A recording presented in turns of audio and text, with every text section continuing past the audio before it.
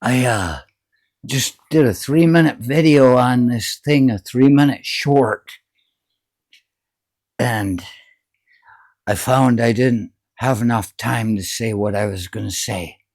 So I'm going to talk about it a little bit more, and there's going to be a little bit of a repetitive nature to it in the beginning, anyway. Ah. Oh. Well, you're in the 82nd now.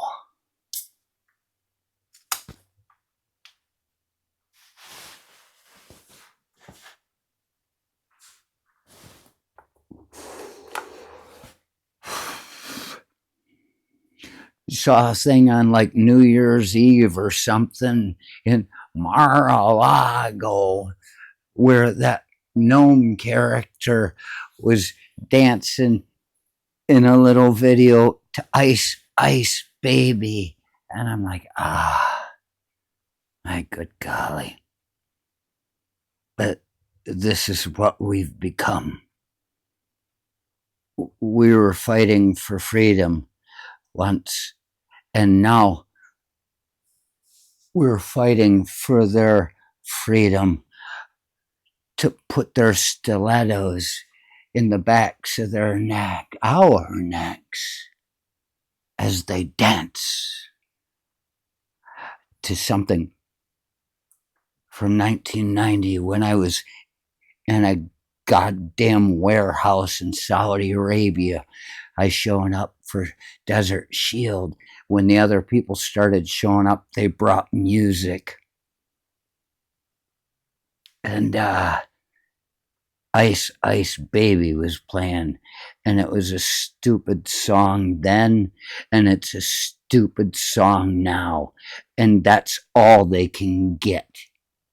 Stupid people with stupid songs. So you've got that gnome character dancing to it.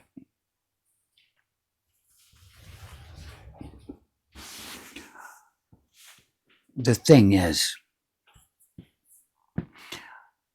I'm going to say good things about Ice before I get to her and now.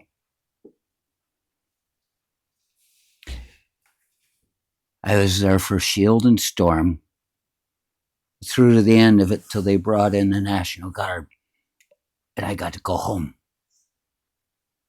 April 1st, 1991, I flew out of Kobar Towers. Yeah, it's been a while since I've had to think of that. They took my toe popper landmine away from me in customs.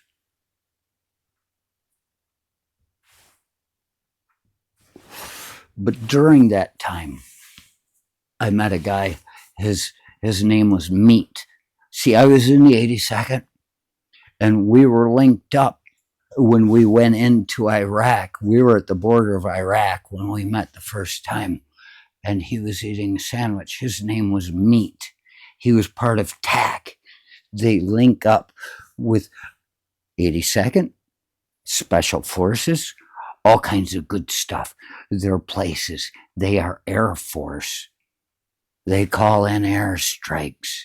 And he was standing there on the rocks eating a sandwich. I knew he was Meat. We'd met already before. And he said, "Hey, Gunski." And I said, Gunski. I said, I've heard Karpowski, I've heard Gillespie, I've heard all kinds of things, but never Gunski. And he said, no, he said, Gunski. And I said, oh. And he said, I was eating a sandwich. So from that moment on, I got a name with their people. I was Goon. I got a name. I told that at his retirement party. He and I, we became friends, really good friends. We traveled Europe together after I got out. He took leave, and we went and cruised Europe and saw an eclipse in Huntington Beach near the Baja Peninsula, as close as we could get in 1991. he was my friend.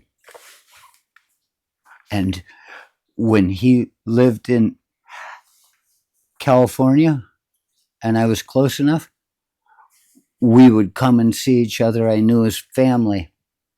I'm goon to them. I watched his last boy cleaning a handgun on the kitchen table. We know each other very well. But the reason I got to do that is because he had another kid after we'd lost touch. We stayed in touch. He went into the Air National Guard. He didn't retire from the Air Force. He just went to Air National Guard, but he was TAC, and he was on duty in hot spots much of that time. If there was something active going on, he was in Afghanistan. He was in places that I wouldn't even know because we don't talk about that so much.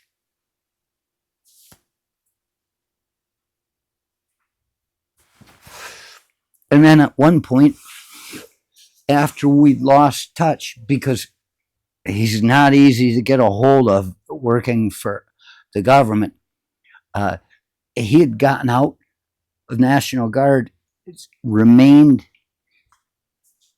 Air National Guard, he'd gotten out of active duty, but was still active much of the time. He went to work and became an instructor for ICE.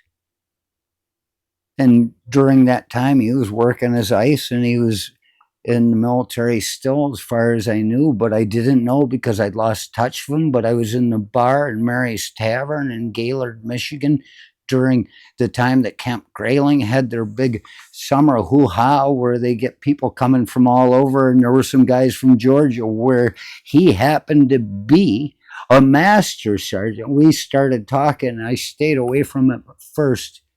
They came from Grayling to Gaylord to drink. That's a good soldier move. You don't want to be a soldier in a town full of soldiers. You go to one about, like we used to go to Raleigh when I was at Bragg, 50 miles away. You go to Raleigh, a college town. There aren't the soldiers everywhere enough to where everybody fucking hates them. And you might get laid.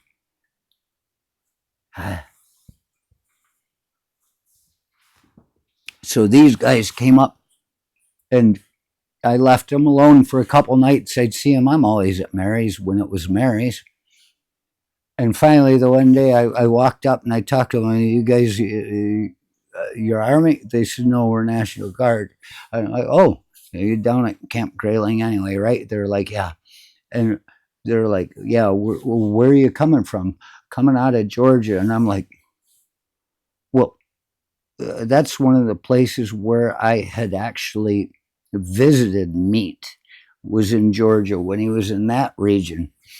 And I mentioned a guy, they started talking about their master sergeant. And I said, Meat? And they looked at me and they said his last name. And I said, I knew him. I had located Meat again. And they're like, well, we got his number. And so we were able to call him, and turned out he was getting ready to retire altogether from that. He's still working for ICE. But it was just in time for me to get in touch with him. And he invited me down to his retirement party. And I flew down to Georgia and was there. I wore my uniform. I broke the record for running up the damn tower as they were coming in, and Meat was calling in airstrikes without even trying. When I got back, his major had a clock, and he said, you just beat the company record for going up those 6 flights. It was 5 or 6 flights. And it was, and I ran before I got there. There was one last, they called in an extra airstrike just for me so I could be up in the tower when they came flying by. I was like, really? And Meat's like, yeah, go in. And he called it, and I'm running across the field, up the damn tower. I get up to the tower. I'm like, ha! And I said, ha! As they dropped their payload and they came flying by the tower, these two jets. I wouldn't tell you what they are because I wasn't paying that much attention. And the one, they turned and the pilot looked at me and I saluted him. And it was just like right there, eye level as he went by. Uh, yeah. And when we had dinner with his family, I I was part of the family from long ago, but now he had a new kid, and he's very Christian. He gave me Trumpet magazine to read on the flight back. I'm like, I can't read this in public. Even the curiosity, the need to do something on flight. I'm like, I can't have people believing that I'm reading a Trumpet magazine on a goddamn airplane. They're going to think I'm a goddamn terrorist. But we held hands every time we ate. Even though I don't go into all this stuff, I respect it when somebody's good at what they're doing and they're a good person. And so with him and his new wife, and his son, we'd hold hands and pray before eating when we were at the table together, whether we were in a restaurant or not. I'm like, I don't care. It doesn't fucking bother me. Decent person. At least I don't have a fucking Trumpet magazine t-shirt on. People aren't going to think we're goddamn terrorists or something.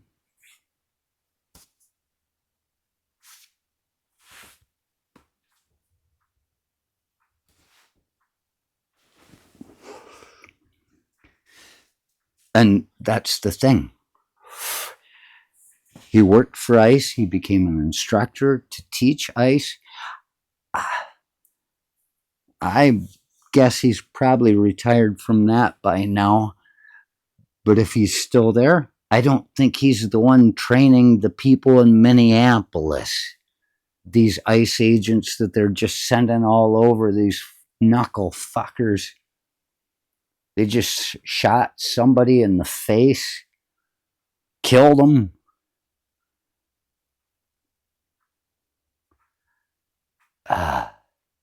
That's not what he was here for.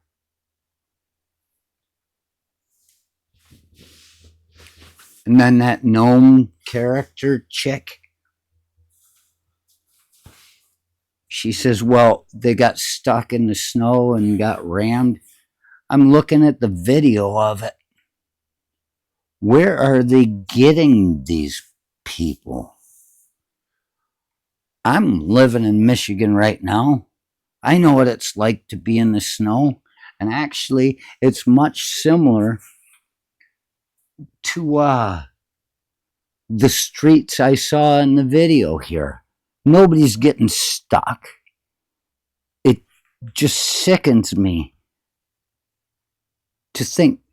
I worried about me over time here because I've lost track of them again. We always lose touch. Hard to get a hold of. Different phones, different places.